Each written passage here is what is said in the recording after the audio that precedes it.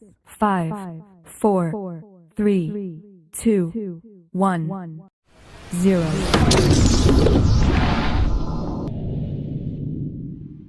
Oke nak, kita lanjut pembelajaran yang kedua yaitu bahasa Indonesia ya. Bisa kamu lihat di sini ada sebuah gambar. Ya nak, ini adalah gambar gunung meletus. Dayu menceritakan banyak hal. Tak hanya bercerita tentang kondisi pengungsi. Komang juga bercerita keadaan kebun dan ladang petani. Akibatnya, kebun dan ladang mulai rusak. Terkena cuaca panas akibat abu vulkanik. Abu vulkanik ini berasal dari letusan gunung. Abu vulkanik membuat tanaman tidak bisa hidup. Ya di sini nak ada gambar gunung meletus seperti Gunung Sinabung juga karena gunung yang meletus itu nak akan mengeluarkan lahar panas dan ada juga material-material debu yang akan menjadi panas dan akan bisa jadi abu vulkanik. Dan abu vulkanik nak membuat tanaman atau hewan bisa mati. Jadi kita tidak bisa berada dekat gunung yang meletus ya. Siti mengajak teman-teman berdiskusi. Tanaman apa yang tepat ditanam pada daerah dan musim tertentu. Diskusi dimulai dengan mendata asal daerah dengan tanaman khasnya. Ya nak, nah jika itu terjadi nak, gunung meletus itu terjadi, maka apa yang harus dilakukan warga? Maka nak, warga harus mengungsi, harus mengungsi dan menjauh dari gunung meletus tersebut, ya karena akan mengeluarkan panas dan ada juga material debu. Itulah yang disebabkan nak, mau tumbuhan atau hewan bisa mati ya. Di sini ada percakapan antara Edo dengan Siti. Siti bertanya, "Tanaman apa yang banyak tumbuh di daerahmu, Edo?" Lalu Edo menjawab, "Di Papua banyak pohon sagu. Kalau di daerahmu, tanaman apa yang tumbuh subur, Siti?" Lalu Siti menjawab, "Di Sumatera Barat, daerah asalku, padi tumbuh dengan subur." Lalu Edo menjawab, "Aku akan bawakan papeda untuk kalian. Papeda makanan khas Papua yang terbuat dari sagu." Nah, itu dia nak ya, makanan khas dari Papua itu adalah papeda. Kita bisa mencari informasi tanaman-tanaman yang tumbuh subur di daerah yang ada di Indonesia. Bisa kamu lihat ya nak ya, di sini ada sebuah tabel asal daerah, kemudian tanaman yang tumbuh subur. Ini nak, tanaman yang tumbuh subur pada setiap daerah berdasarkan tabel yang tadi ya. Yang pertama sekali itu nak, ada pohon sapu tangan yang berasal dari Riau. Kemudian yang kedua ada pinang merah.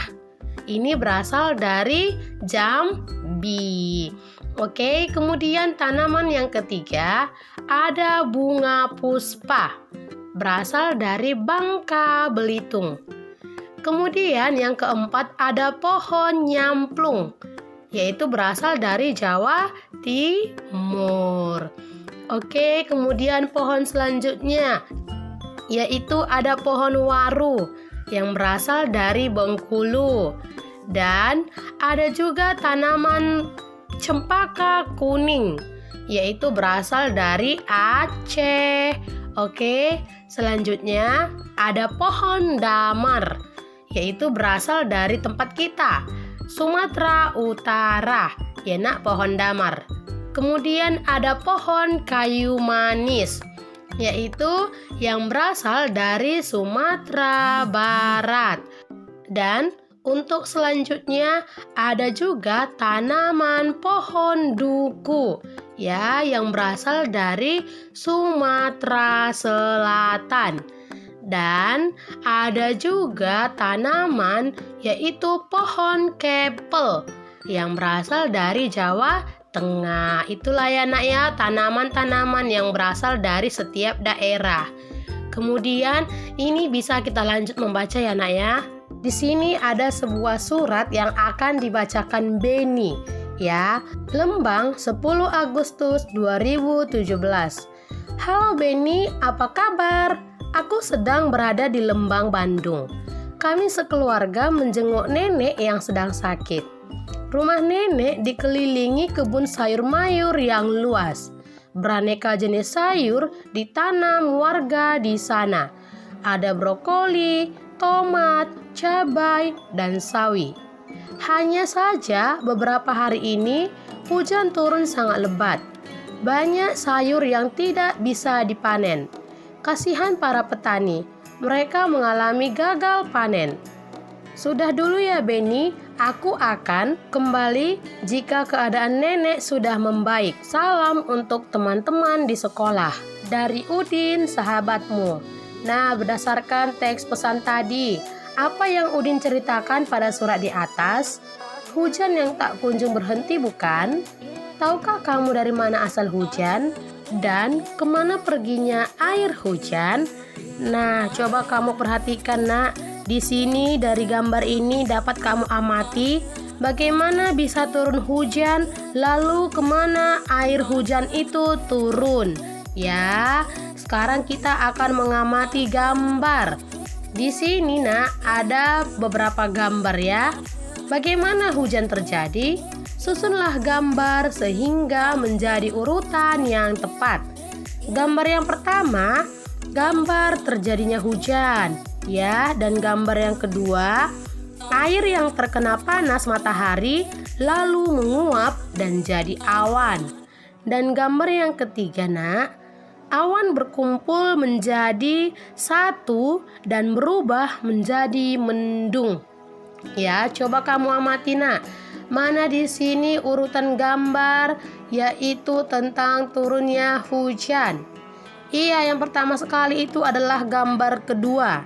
Ya, di sini airnya menguap menjadi awan dan naik ke atas menjadi awan. Ya, nak, airnya menguap menjadi awan dan naik ke atas jadi awan. Lanjut, gambar yang kedua itu adalah nomor ketiga, gambar ketiga. Awan berkumpul menjadi mendung dan jadi awan yang kelabu.